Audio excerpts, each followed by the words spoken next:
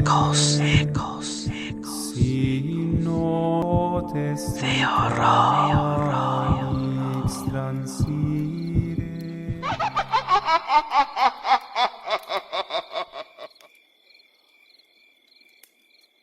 Bienvenidos nuevamente a este canal llamado Ecos de Horror. Les damos las gracias por escuchar otro relato más de brujería real.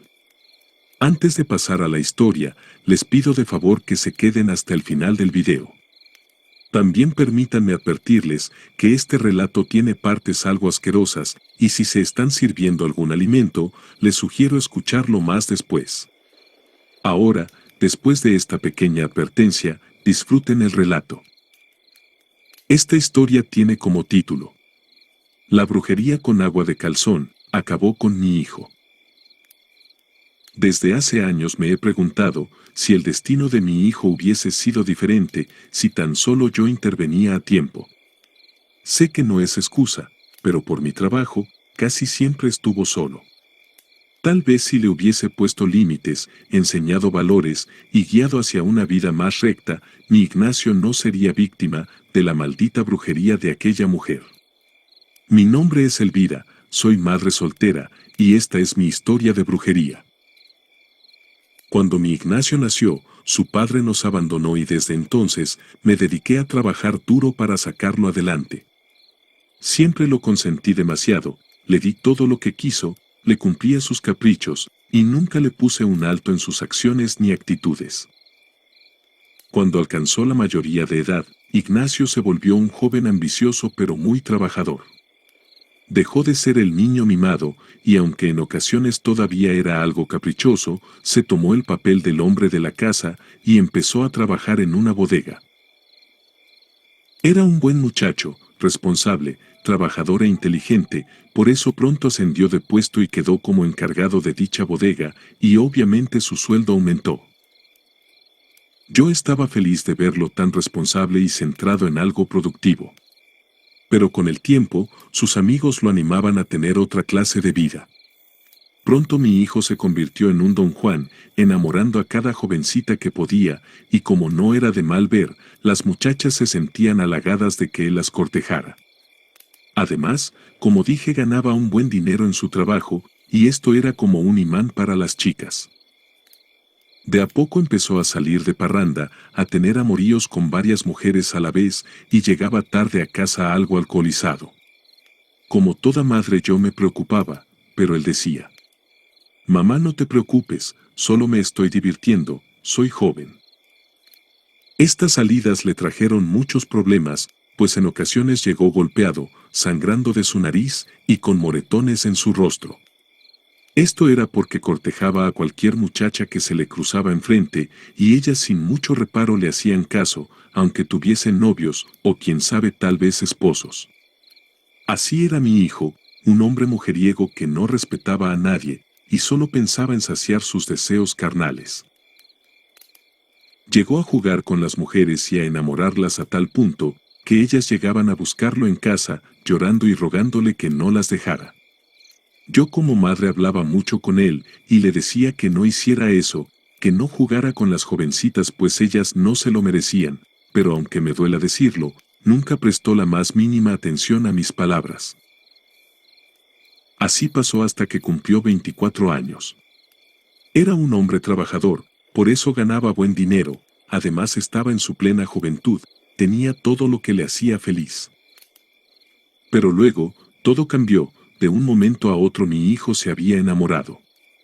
Sus salidas de parranda terminaron, llegaba temprano a casa, dejó la borrachera, también dejó a todas las enamoradas que tenía, y hablaba de planes de boda. Yo estaba incrédula de esta situación, pero al mismo tiempo me sentía agradecida con la mujer que cambió a mi hijo, pues al fin mi muchacho iba a dejar esa vida e iba a sentar cabeza. Me sentía muy feliz al principio, hasta que luego conocí a su prometida. Una tarde me dijo que me presentaría a su futura esposa, entonces me llevó a un local de comida, en el cual ella trabajaba sirviendo alimentos. Esta muchacha se llamaba Rosario y se miraba muy humilde. Pero no piensen que yo soy una persona que desprecia a los demás por sus condiciones económicas o raíces. Lo que sucede es que esta chica era escuálida, de piel blanca, pero no era bonita. Además, no tenía gracia al caminar o hablar, y según lo que me contó mi hijo, ni siquiera había terminado el bachillerato. Aún así, Ignacio insistía en que la amaba, decía que ante sus ojos era la más hermosa y perfecta. Algo raro estaba pasando. Mi hijo, un Casanova sin remedio, enamorado de esa mujer tan poco agraciada. Aunque ella se portó amable y servicial conmigo, algo en Rosario me producía escalofríos. Su mirada tenía algo que no me gustaba, se sentía fría y calculadora. También, sus gestos y palabras parecían ser fingidos para caer bien al resto de personas. Pero lo que menos me gustaba era el efecto hipnótico que ejercía sobre mi Ignacio. Eso me llenaba de pavor. Luego, aunque mi hijo ganaba buen dinero como encargado, había días en que me decía que no le alcanzaba, e incluso me pedía prestado para su transporte. Le cuestioné entonces en qué se estaba gastando su quincena para que no tuviese nada, si incluso cuando andaba de borracho siempre tenía. Es más, casi siempre me invitaba a almorzar los fines de semana, y en una ocasión me dijo que no me preocupara de la casa, ya que la comida y los servicios los iba a pagar él. Y así lo hacía. Por eso me extrañó que de un día para otro se quedara sin dinero. Estaba claro que él no era el mismo, la obsesión que sentía por esa mujer rayaba en lo enfermizo. Decía que la necesitaba y deseaba tenerla a todas horas, e incluso me contaba cosas muy íntimas que yo preferiría no escuchar de mi hijo. Mi corazón de madre tenía un mal presentimiento, y me decía que debía alejarlo de Rosario. Algo no estaba bien, pero cada vez que le decía que debía alejarse, él me ignoraba, cegado por una pasión desmedida. Y yo me quedaba impotente al ver que los deseos de Rosario eran órdenes para mi hijo. Luego, comencé a investigar quién era realmente Rosario. Descubrí que no era querida en su trabajo, que sus compañeras la tachaban de extraña y solitaria, y su jefa no le tenía mucha confianza que se diga. Por esos días había ocasiones en que mi hijo no llegaba a casa a dormir, y a veces no llegaba hasta en 2 días. Yo seguía desconfiando de esta mujer, hasta que una tarde casi noche, y guiada por esa desconfianza, llegué sin avisar hasta el pequeño cuartito en donde ella vivía. Golpeé la puerta para que me abriera, y cuando lo hizo me miró con mucho asombro. Casi sin ganas me hizo pasar, y me pidió que me sentara, intentó congraciarse conmigo y me empezó a decir: «Suegra, qué sorpresa, estaba preparando una sopa especial para su hijo. Él llegará en cualquier momento del trabajo y no quiero que pase hambre». Como la pequeña sala estaba prácticamente a un lado de la cocina, yo olía lo que ella preparaba, y para mí eso no tenía un buen aroma. No es que sea como esas suegras que se jactan de cocinar mejor que las nueras, pero es que en verdad, lo que ella preparaba, olía desagradable. Pasaron unos cuantos minutos, y al no soportar aquel aroma, y ver que mi hijo no llegaba, inventé una excusa y me fui, pero lo hice más preocupada que nunca, pues algo no era normal. Esa noche mi hijo no llegó a casa, así que al otro día en la mañana me acerqué a su oficina. Cuando llegué a la bodega, lo noté ojeroso, distraído y muy pálido. Le supliqué que reconsiderara su relación con Rosario, que algo malo le estaba pasando. Pero él ni siquiera terminó de escucharme, se puso furioso y me echó de su oficina a gritos. «Tú no entiendes nada, mamá, la amo más que a mi vida. Rosario y yo nos casaremos quieras o no», me gritaba mientras me sacaba de su oficina. Salí llorando de ese lugar, mi hijo estaba atrapado en las redes de aquella mujer, y yo no podía hacer nada. Días después, una amiga mía, que a su vez era amiga de la dueña del local de comidas en donde trabajaba Rosario, me informó que a Rosario la habían despedido. Dijo que la dueña de nombre Carmen, la había sorprendido colocando una especie de polvos en las ollas y cacerolas con comida, y Rosario le había dicho a la dueña que eso lo hacía para que les fuera bien en el negocio. Pero como a la señora no le gustaba nada de estas cosas, la despidió. Entonces, fui corriendo a buscar a Carmen, y aunque no era mi amiga de confianza, tampoco habíamos tenido algún enfrentamiento. Cuando llegué a su local, le pregunté qué había sucedido, y ella me lo contó todo muy horrorizada. Dijo que una mañana salió a realizar unas compras y Rosario se había quedado a cargo de la cocina. Pero terminó las compras antes de lo acostumbrado y regresó a su local. Entró a la cocina sin hacer mucho ruido, y ahí pudo ver algo asqueroso. Dijo que había podido ver, como Rosario sacaba de la olla de la sopa, unos calzones suyos que parecían estar manchados con su regla menstrual. Eso la llenó de asco, casi al punto de vomitar, pues no sabe si esa era la primera vez que Rosario hacía eso, o si por el contrario, ella ya se habría comido esa sopa tan asquerosa. Le grité que era una enferma, una bruja asquerosa, dijo Carmen. Yo me llevé las manos al rostro aterrada, pues estaba más que segura de que lo mismo hacía en su casa, y eso le daba de comer a mi hijo. Esa maldita había embrujado a mi Ignacio, y por eso lo tenía totalmente dominado. De pronto Ignacio apareció en el local, estaba como loco, fuera de sí. Nos imploraba que le dijéramos dónde estaba Rosario, que lo había llamado llorando diciendo que no tenía dinero. Entonces él fue a su casa, pero ella no estaba ahí, él gritaba que la necesitaba, y culpaba a la señora Carmen por despedirla. Además gritaba que debía encontrarla pues él no podía vivir sin ella. Ahí nos dimos cuenta de que él estaba muy mal. Ver a mi hijo convertido en una especie de zombi, en un despojo humano era insoportable. Yo no comprendía cuándo, ni cómo fue que sucedió todo esto.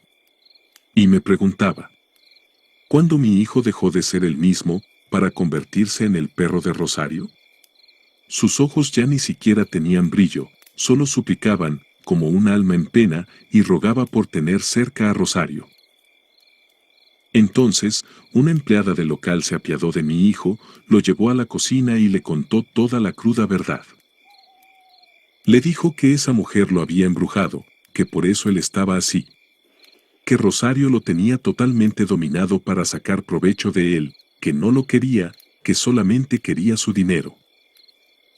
Ignacio se quebró ante esa realidad, negaba frenéticamente con la cabeza, como queriendo espantar esos pensamientos. No, no puede ser, yo la amo, ella no sería capaz de hacerme esto. Díganme dónde está, la necesito ya. Tuve que intervenir para controlarlo, y a duras penas pude evitar que saliera corriendo a buscarla. Con mis palabras logré calmarlo y lo convencí de que fuera conmigo a casa. Los siguientes días fueron una tortura para mí, pues Ignacio no comía, no dormía, e incluso se despreocupó de su propia higiene. En ocasiones se quedaba mirando a la nada por horas y ni siquiera parpadeaba. Parecía que el deseo enfermizo que sentía por Rosario lo estaba matando lentamente. El punto grave llegó cuando una mañana lo encontré tirado en el suelo, sufriendo una convulsión. Llamé a una ambulancia, y mientras llegaba, le sostenía la cabeza para que no se hiciera daño. Estuve a punto de perder a mi hijo por el daño que esa maldita le había causado. Los médicos como siempre no llegaron a tiempo, y para cuando lo hicieron, mi hijo ya estaba bien.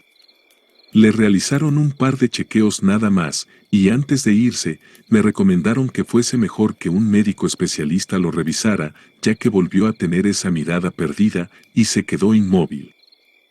Al día siguiente hice lo que me dijeron, y llevé a mi hijo al hospital.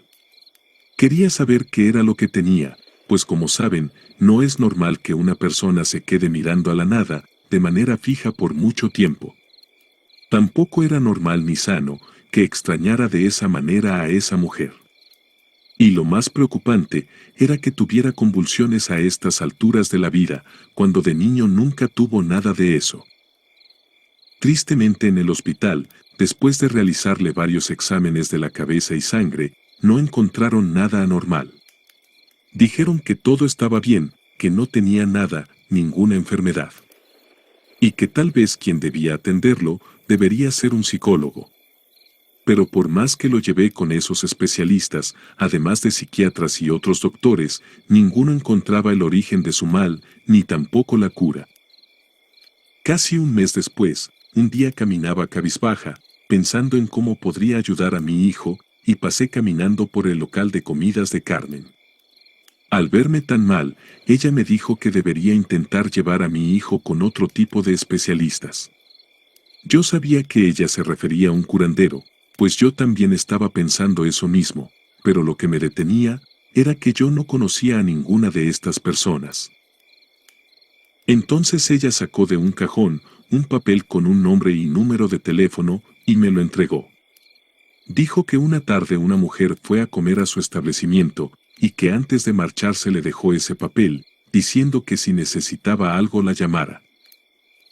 Era una tarjeta de presentación en la cual decía que ella se dedicaba a realizar trabajos de magia negra, como amarres, destrucciones, salaciones, etc. Carmen, frunciendo un poco las cejas, me dijo que la llamara, que tal vez si yo le pagaba una buena cantidad de dinero, ella me podría ayudar. Sin pensarlo mucho, guardé el papel en el bolsillo del pantalón y me dirigí a mi casa. En mi interior, sentía que esa era mi última esperanza, tenía que salvar a mi Ignacio, costara lo que costara. Después de llamar a la mujer, nos pusimos de acuerdo en que el fin de semana yo iría con mi hijo para que lo atendiera. Llegado el día sábado, muy en la mañana fuimos hasta la casa de la mujer, y no era como yo me imaginaba. Vivía en una casa normal en el centro de la colonia, y ella era algo joven, de tal vez unos 40 años. Y aunque no tenía un aspecto horroroso como las brujas de los cuentos, sí desprendía una energía oscura. Luego de presentarnos, nos hizo pasar a su sala, y ahí en una mesita que tenía, tiró las cartas, y luego de mirarlas detenidamente, dijo que mi hijo sí estaba trabajado. Le pedí que lo ayudara, que por favor rompiera el hechizo que lo tenía así. Pero ella dijo que no podía hacerlo, porque no era lo suficientemente poderosa para romper estos hechizos.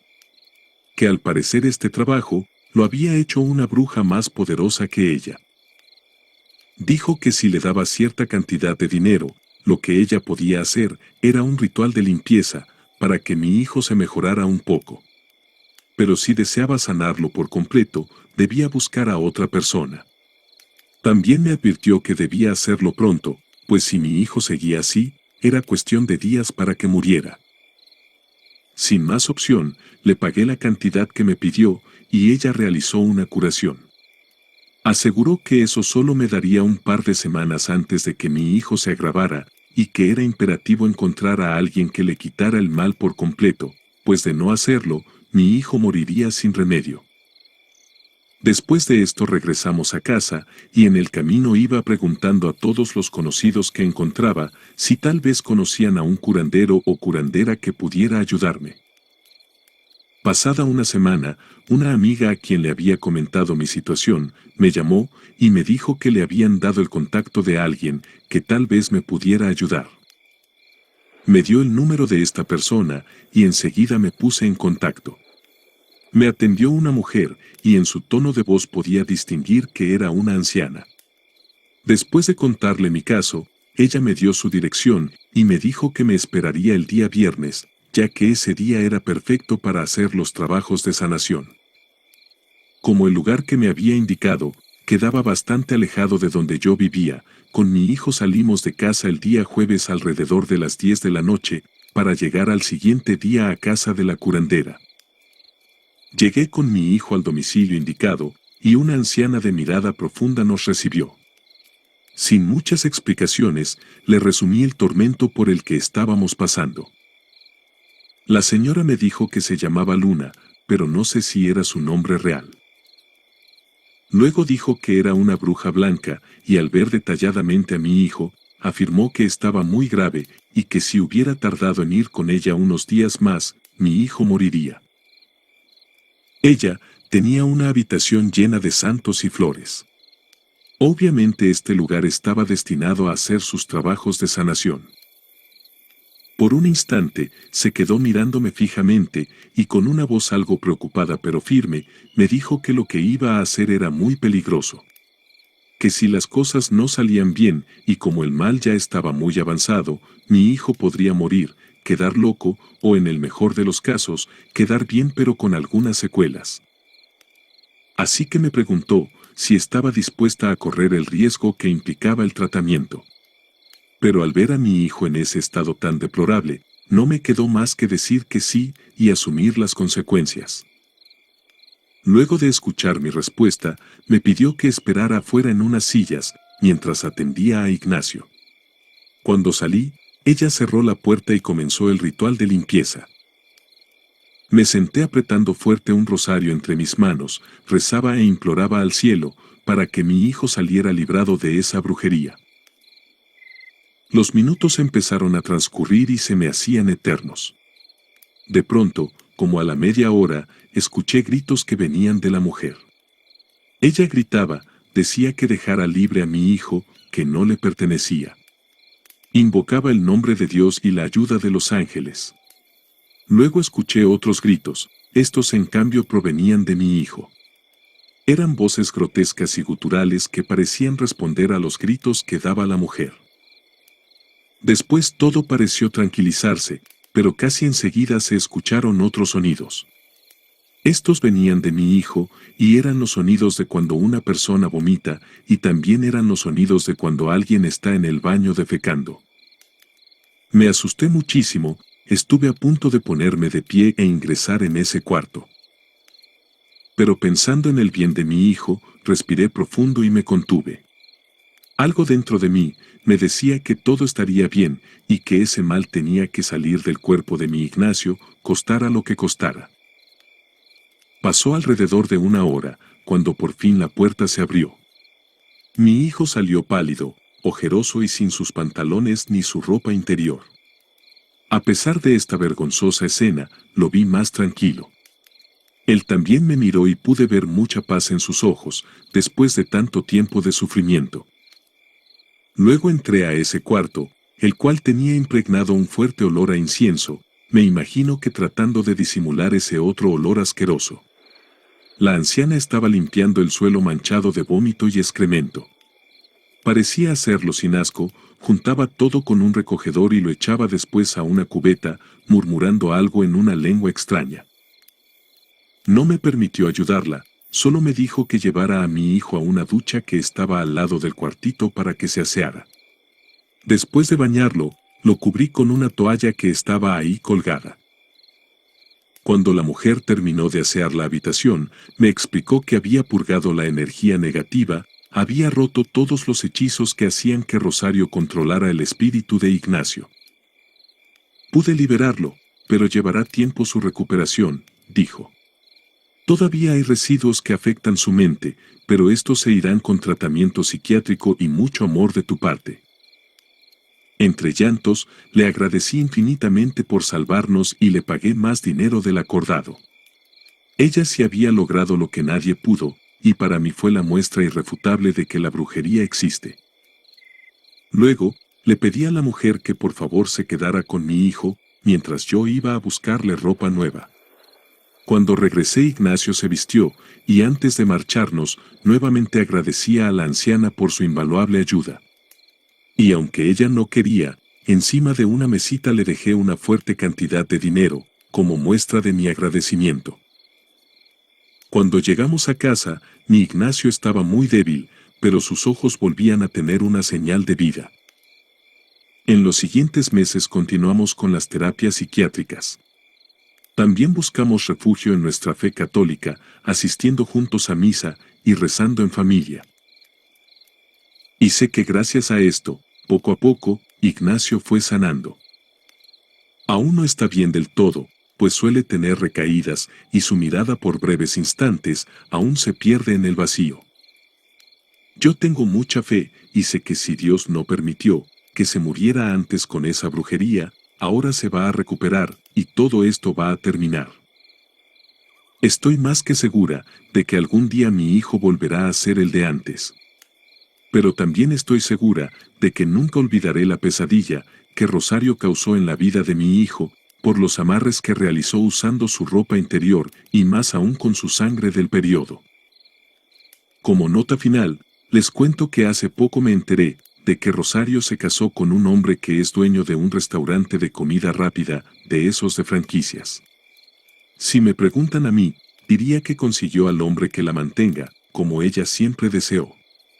Estoy más que segura de que logró esto, haciendo la misma brujería, o tal vez una peor, que la que le hizo a mi hijo. No le he contado nada de esto a Ignacio, pues no sé cómo va a reaccionar. Tengo miedo de que se eche a perder todo el progreso de sanación que él ha conseguido en este tiempo. Esta fue la historia que yo deseaba contarles. Espero que a quien la escuche les sirva de advertencia para cambiar de rumbo de vida si siente que está haciendo algo malo, así como lo hacía mi hijo. Gracias por escuchar. Gracias a todos por haber llegado hasta el final de este video. Los invito a dejar un comentario con su opinión acerca de qué les pareció esta experiencia de brujería. Y la pregunta de hoy es: ¿ustedes conocen un caso de brujería tan fuerte que deje estragos en la persona afectada aún con el pasar de los años? Sin quitarles más su valioso tiempo, les agradezco el haber llegado hasta aquí y espero que nos acompañen en otro relato. No se olviden que nos ayudan muchísimo si comparten este video en sus redes sociales como Facebook, Instagram, TikTok y WhatsApp. Además, y si está en sus posibilidades, les agradecería mucho que nos dejen sus comentarios usando los superchats en YouTube. Recuerden que eso se convierte en un pequeño aporte económico para el canal y así nos ayudan a seguir trayéndoles más relatos. Gracias y hasta un próximo video.